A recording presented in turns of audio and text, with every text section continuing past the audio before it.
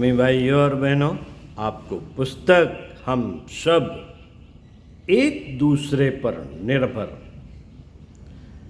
विषय दृश्य जगत की परमार्थ प्रेरणा पढ़कर सुना रहे थे।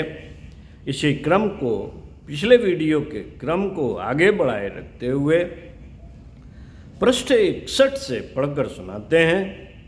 आइए सुनते हैं। मित्रों, घास का सूक्ष्म रूप है उसका पराग। घास का सूक्ष्म रूप है उसका पराग। वह हवा के साथ 4000 फुट की ऊंचाई तक उड़ जाता है और आंधी तूफानों के साथ हजारों मील की यात्रा करके कहीं से कहीं जा पहुंचता है। मनुष्य के समान तथा जानवरों के शरीर के साथ लिपटकर भी वह छूत की बीमारी की तरह लंबी यात्राएं करता है और जहां भी अवसर मिलता है वहीं अपनी वंश वृद्धि करने में लग जाता है। पुराने जमाने में अफ्रीका से आदिवासी अमेरिका में मजूरी के लिए लाए गए थे। घास के पराग भी उनके साथ चले आए और वह घास जो अफ्रीका में ही होती थी अमेरिका में भी उगने लगी। हम गेहूं, जौ, चना, मक्का आदि अन्न खाते हैं। वह सब क्या है? प्रश्न है। घास के बीज ही तो है। पालक, बथुआ, धनिया, पुदीना, मेथी आदि छोटी घास हैं। बड़ी घास साग भाजियों और खीरा, ककड़ी, तरबूज, खरबूज आदि के रूप में फलती हैं। एक बड़े किस्म की घास ही तो है। चीनी का मिठास वस्तुतः घास का ही अनुदान है। कीड़े मकोड़े, पशु पक्षी सब घास पर ही जीवित रहते हैं। पौधों पर चिपकने वाले कृमि कीटकों से लेकर कीड़े मकोड़ों तक की संख्या इस पृथ्वी के जीव जगत का 9/10वां भाग है। पशु पक्षी, मनुष्य और बड़े जलचरों की संख्या 1/10 ही है। इनमें से अधिकांश जीवन घास पर ही निर्भर है। पशु तो घास पर ही जीवित है प्रकारांतर से, और सबका भोजन भी उसी पर निर्भर रहता है। छोटे कीड़े मकोड़े घास की पत्तियां, जड़ें आदि खाते हैं। उन्हें चिड़ियां खा जाती हैं। चिड़ियां या पशु मांसाहारियों के पेट में चले जाते हैं। इस प्रकार मांस भक्षी जीवों का घुमा फिरा कर मूल भोजन घास ही है। इसलिए उसे जीवधारियों का मूलभूत आधार कहा गया है। जड़ी बूटियां खाने वाला यदि 2 शेर घास खा ले तो उसे उतनी ही शक्ति मिल सकती है। समझा जाता है कि दाल, दूध, अंडा, मांस से ही प्रोटीन प्राप्त करते हैं। समझा जाता है कि दाल, दूध, अंडा, मांस से ही प्रोटीन प्राप्त होती है, पर लोग यह भूल जाते हैं कि घास में भी प्रोटीन की मात्रा कम नहीं है और वह अपने ढंग की सबसे निर्दोष प्रोटीन है। टूटी फूटी मांसपेशियों की मरम्मत का उसमें अनुपम गुण है। घास ऊपर जितनी लंबी दिखती है उसकी जड़ें जमीन के अंदर उससे कहीं अधिक लंबी होती हैं। यही कारण है कि मिट्टी को बांधे रहती है, उसे पोला रखती है, जिससे वह पानी, खाद और हवा सोख कर उत्पादक बनी रह सके। मिट्टी से जितना जीवन वह लेती है उससे भी ज़्यादा उसे प्रदान भी करती है। जमीन का उपजाऊपन घास पर ही निर्भर है। जहाँ घास नहीं जमेगी वह जमीन अनुत्पादक और वीरान जैसी रहेगी। मनुष्य शरीर भी भौतिक शास्त्रियों की दृष्टि से एक प्रकार का वृक्ष ही है। उसकी सारी आवश्यकता भूमि द्वारा उत्पन्न वनस्पतियों से ही पूरी होती है। हवा और जल को छोड़कर मुख से खाए जाने वाले पदार्थों में वनस्पति ही एकमात्र वह आधार है जिसे अन्न या आहार कहते हैं। उसके बिना किसी का भी निर्वाह नहीं हो सकता। घास हर जगह उपलब्ध होने से उसे सस्ती समझकर उपेक्षणीय समझा बर जाता है, पर वस्तुतः उसका महत्व किसी भी बहुमूल्य पदार्थ से कम नहीं है। 1 पाउंड घास में इतनी कैलोरी शक्ति रहती है कि आदमी उतने से ही 1.5 घंटे तक लकड़ी काट सके। बीजों में इससे 4 गुनी अधिक शक्ति होती है। संसार में आय के साधन, कारखाने, व्यापार आदि को समझा जाता है। संसार में आय के साधन, कारखाने, व्यापार आदि को समझा जाता है, पर सच बात यह है कि मनुष्य जाति का आय का सबसे बड़ा साधन पशु है और वे घास पर निर्भर रहते हैं। इस प्रकार घास को आर्थिक दृष्टि से संसार का सबसे बड़ा आय साधन भी माना जा सकता है। साफ सुथरी जमीन को घास की ही देन कह सकते हैं। यदि वह न हो तो सर्वत्र धूल ही धूल उड़ती दिखाई पड़े या फिर चट्टानों जैसी निर्जीव स्थित दिख पड़े। मकान, किवाड़, फर्नीचर, फल, चूल्हा, चटाई, कपड़े, कागज, जिधर भी नजर उठाकर देखें वहां घास, वृक्ष और वनस्पति का ही वरदान अनुदान बिखरा पड़ा है। वह मनुष्य की लकड़ दादी है। साथियों, वह मनुष्य की लकड़ दादी है। सृष्टि के निर्माण काल में सबसे पहले वनस्पति का ही उद्भव हुआ था। एक कोशी बहुकोशीय जीव तो उसके बहुत बाद में बने और मनुष्य तो उन प्राणधारियों की श्रृंखला से हजारों पीढ़ी पश्चात जन्मा। हजारों पीढ़ी पश्चात जन्मा है। घास का ही विकसित रूप है वृक्ष। घास का ही विकसित रूप है वृक्ष।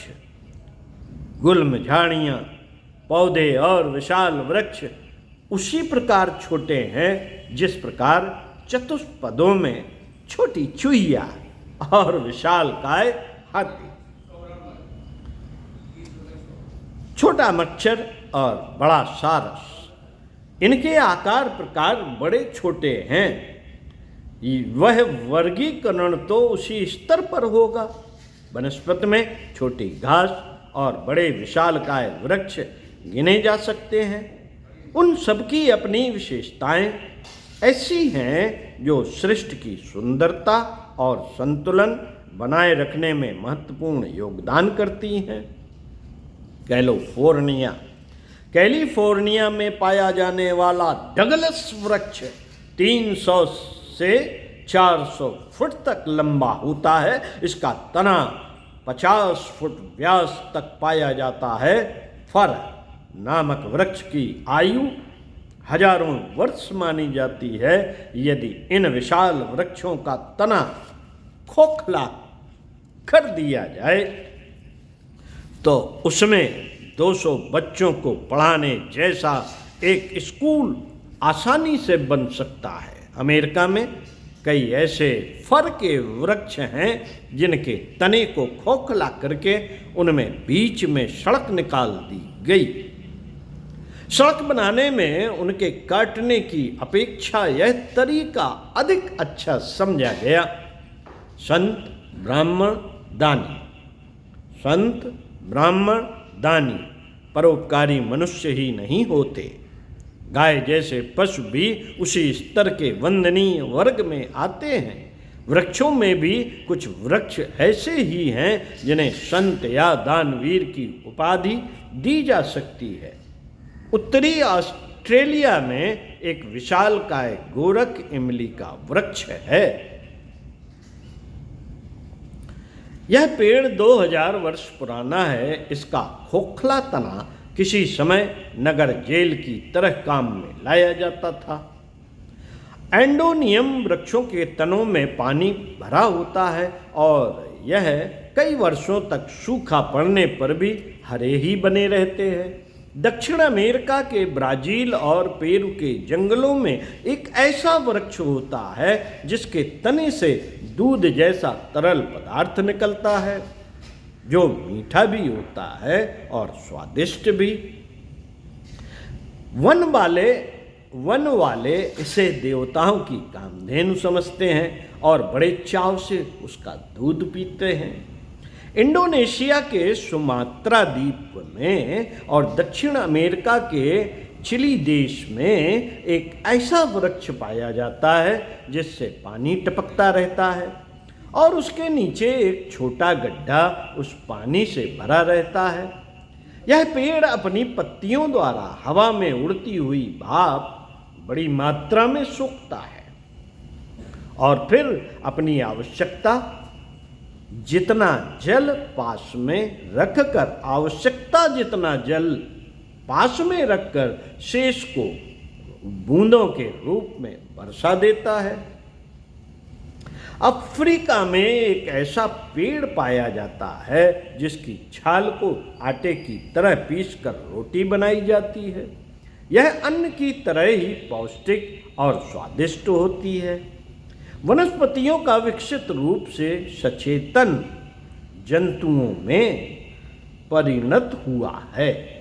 वनस्पतियों का विकसित रूप ही सचेतन जंतुओं में परिणत हुआ है। विकास क्रम की श्रृंखला यही बताती है कि सृष्टि के आदि में जीवन वनस्पति के रूप में था, फिर वह क्रमशः सचेतन प्राणियों के रूप में उन्नत करता चला गया। इसका प्रमाण अभी भी समुद्रों में उपलब्ध है। कुछ ऐसे पौधे अभी भी पाए जाते हैं जो वनस्पति भी कहे जा सकते हैं और प्राणधारी भी। उनमें दोनों ही गुण विद्यमान हैं। वनस्पति और जीवधारियों के बीच की कुछ जातियां समुद्र में पाई जाती हैं। एस्पेरियाप्सिस जीव सड़ी लकड़ी से उगने वाले कुकुरमुत्ते की तरह का होता है। यह पीले, भूरे और हरे रंग का लगभग 3 इंच व्यास का होता है। अमेरिका के पूर्वी तट पर यह लगभग 20 प्रकार की जातियों में पाया जाता है। 20 प्रकार की जातियों में पाया जाता है। हाइड्रा देखने में तैरती हुई सूखी डाली जैसा लगता है, पर छिड़ते ही उसमें हरकत शुरू हो जाती है। इसके कई मुंह होते हैं। हर मुंह पर बाल उगे होते हैं जिनकी संख्या 6 से 10 तक होती है। इन बालों को वह सिकोड़ और फैला लेता है। असल में यह ही उसके हाथ हैं जिनकी सहायता से वह आहार पकड़ता और मुंह में डालता है। तैरने में यह बाल उसके लिए पैरों का काम देते हैं। समुद्री जंतु केरोपहोलिया दूर से देखने में ऐसा लगता है मानो पत्थर पर सुंदर गुलाबी फूल खिला हो। जब वह जमाई लेता है तो उस फूल जैसे मुंह को खुलते और बंद होते देखा जा सकता है। यह पीले, हरे और भूरे होते हैं। मुंह पर छोटी छोटी कई जीभें उभरी होती हैं। इन्हीं से वे अपना आहार पकड़ते हैं। फ्लोरिडा, वेस्ट इंडीज, कैलिफोर्निया की खाड़ी में यह कैरोपहुलिया आसानी से पाया जाता है। प्रायः 6 इंच लंबा एक्लोनियम नन्हे असंख्य फूलों से लदी किसी सुंदर डाली जैसा लगता है। उसके सहस्त्रों मुख होते हैं। तने जैसा मोटा पेट बीच में होता है। वेस्ट इंडीज तथा उत्तरी अटलांटिक में यह पाया जाता है। ऑस्ट्रेलिया के बैरियर रीफ नामक क्षेत्र में रंग बिरंगी घास जैसा एक जल जंतु होता है, एक्टिनेरिया। जल जंतु होता है एक्टिनेरिया। इसके हाथ पैर सदा हिलते रहते हैं और हर घड़ी कुछ पाने, पकड़ने और खाने में ही लगा रहता है। वनस्पतियों की जीवधारियों के रूप में विकसित होने की परंपरा यह दर्शाती है कि अपनी उपलब्धियों और विभूतियों को परमार्थ प्रयोजनों के लिए समर्पित कर दिया जाए। समर्पित कर दिया जाए तो उससे कुछ खोता मिटता नहीं, वरन नए रूप में मनुष्य का विकास होता है, उसकी विभूतियां बढ़ती हैं और उपलब्धियों में अभिवृद्धि होती है। बीज जिस प्रकार अपने को मिटा देने के लिए तैयार होता है, मिटा देने के लिए तैयार होकर ही वृक्ष बनने में समर्थ होता है। बूंद जब मिटती है तभी सागर बनती है। उसी प्रकार आत्म विस्तार के इच्छुकों को अपने उद्देश्य में तभी सफलता मिलती है जबकि वे स्वयं को मिटाने का साहस जुटा सके। चिंतन मनन का विषय जरूर सुनिए, बार बार सुनिए और ये प्रेरणा उपजाइए कि हम अपने लिए नहीं दूसरों के लिए बने हैं, तभी हमारा विस्तार है। तो साथियों, इसी क्रम को आगे बढ़ाए रखते हुए इसी विषय पर पृष्ठ 66 से अगले वीडियो में पढ़कर सुनाएंगे। सुनते रहिए कुछ अच्छा और पढ़ते रहिए कुछ अच्छा। ओम शांति।